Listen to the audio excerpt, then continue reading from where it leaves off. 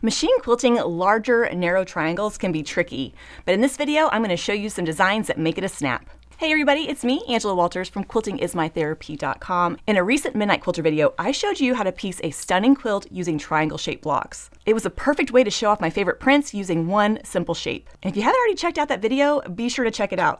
The triangles I used in that Horizon quilt pattern were nice and big, perfect for showing off my favorite fabrics. But when it came to quilting it was a little bit tricky. So in this video, I'm going to give you a few tips to make it a little bit more manageable. First of all, quilting shapes like this can be tricky because they're so long and so pointy at the end. One thing that I do to make it a little bit more manageable is use a little bit of dot-to-dot echoing to shrink down that block size. Basically, by starting at one corner of the block, I quilt a straight line out towards the opposite side, stopping about an inch or so away from that outer corner and on to the other side. It just takes that triangle shape, shrinks it down a little bit, making it a little bit more manageable. And to do this, you could either use your ruler or your walking foot, whichever makes more sense to you.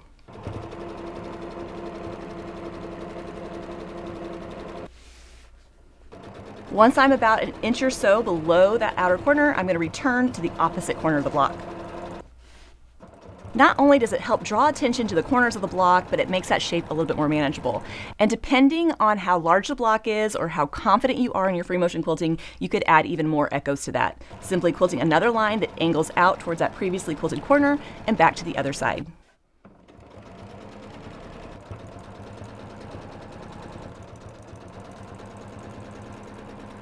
Then, once you've taken that long skinny triangle and shrunk it down to a space that's a little bit more manageable, you can fill in the rest of that area with the filler design of your choice. For instance, you could quilt swirls or pebbles or really any design that you feel comfortable quilting. Just for fun, I'm quilting swirls in this area because I like that nice curvy look next to the straight echo lines.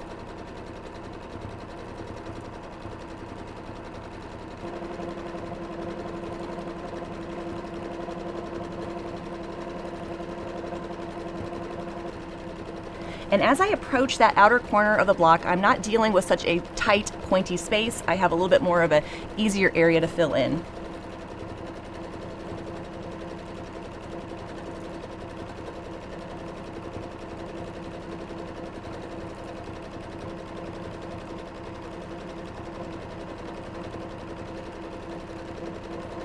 Of course, if the idea of adding that curvy filler design seems a little daunting, you could just keep quilting those echo lines until the whole area is filled in.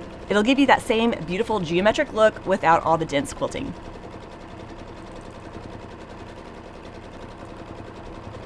I love how adding that echoing makes the quilting look more complex, but actually makes it easier to quilt. Now, another way you can deal with those pointy, elongated shapes is to pick a design that actually fits that shape. And one design that's perfect for that is the plume feather. Not only does it give it a curvy, pointy, beautiful motif look, but it's also a lot of fun to quilt. So let me show you what that one looks like. This design is going to start either at the midpoint of the bottom of the block or in the center of two blocks that come together, depending on how you want it to look. From here, I'm going to quilt a wavy line towards the outer corner, and this is going to act kind of as the spine of my plume feather.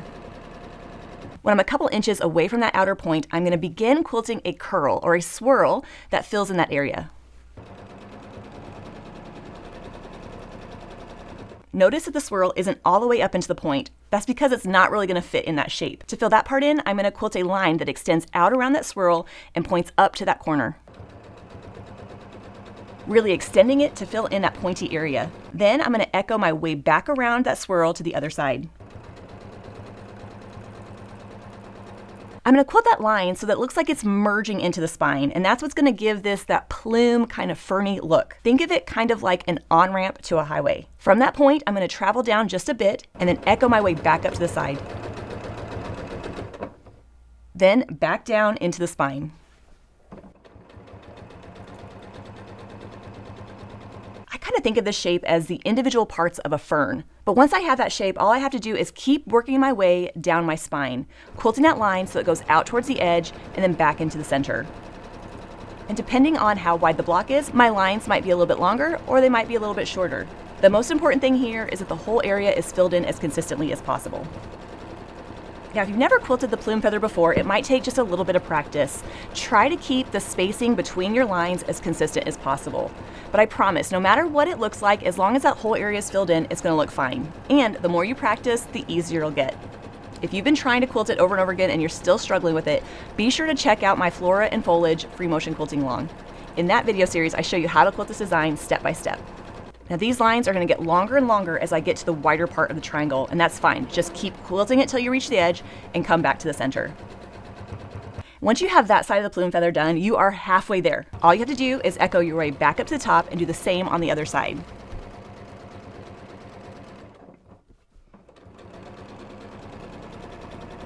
As I approach that swirl, I'm just going to kind of go around it up to the edge of the block and then begin quilting my plume feather down the side. Don't forget to quilt those lines so that they look like they're merging into that spine. That's what's going to give it that beautiful kind of plume feather look.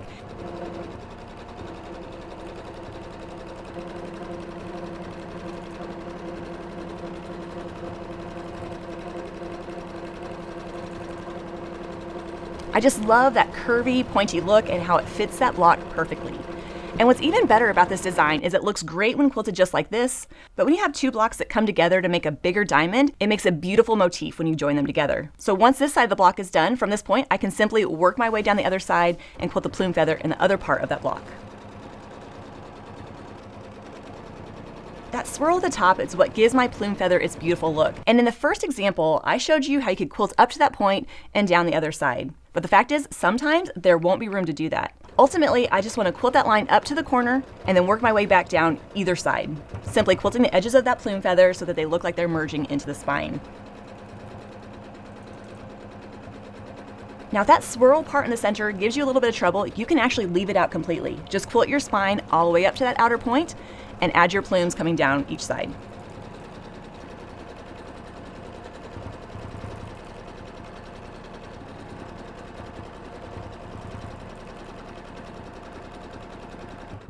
And then once one side is done, I'm going to do the same on the other, echoing my way back up to the top, and then quilting those individual ferns of my feather.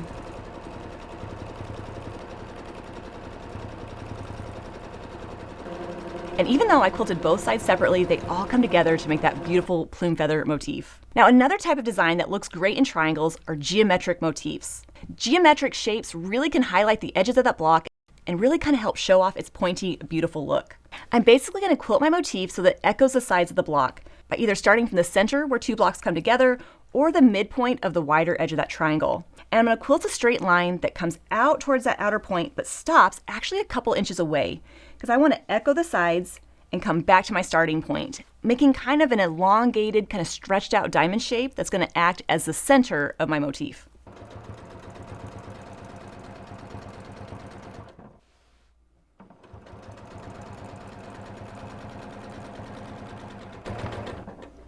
Now I'm going to stop about a 1/4 inch or so away from the edge of my block because I don't want the motif to run into the edge of the seam. From this point, I'm going to change direction and echo the point of my block until I end up across from where I started.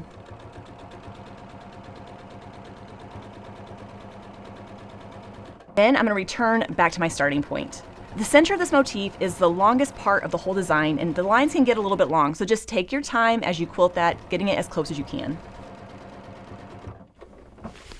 Now that I have that center kind of quilted, I can start focusing on each side of it. I'm basically just going to quilt more wedges that fill in that area to give it that beautiful geometric look. So from this point, I'm going to swing out, quilt that straight line out towards the edge, echo the side, and return back to my starting point.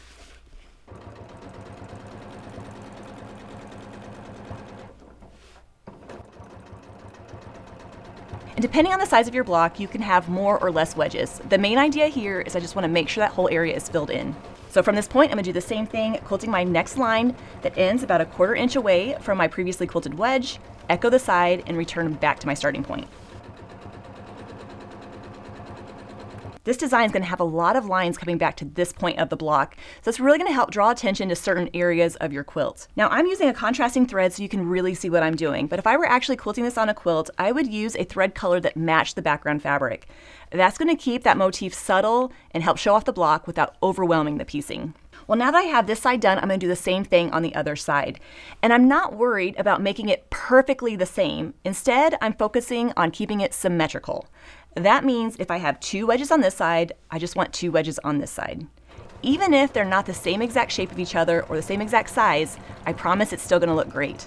Our brains see symmetry as perfection, so as long as it's symmetrical, it'll look great. Now I'm using a ruler to help me quilt these lines so that they're more straight-ish. But if you're not comfortable quilting with rulers or you don't have one handy, you can freehand these. And when I'm done, I have a beautiful geometric motif that fits that block perfectly with no marking, only using the sides of the block as a guide. And just like we saw with the plume feather, it looks beautiful in a triangle-shaped block, but if I had two blocks that came together to make that diamond, I could quilt the same thing on the other side, giving me an even bigger, even more beautiful geometric motif. So just remember, when it comes to quilting those longer triangle blocks on your quilts, there's several different ways you can go about it. You can use the echoing to make that space a little bit more manageable, quilt a curvy, pointy kind of shape that fills it perfectly, or go for a more geometric, modern look with the geometric motif. Well, I hope you've enjoyed this machine quilting tutorial about quilting triangle blocks. I'll be back soon with another video tutorial soon. Until then, everybody, happy quilting.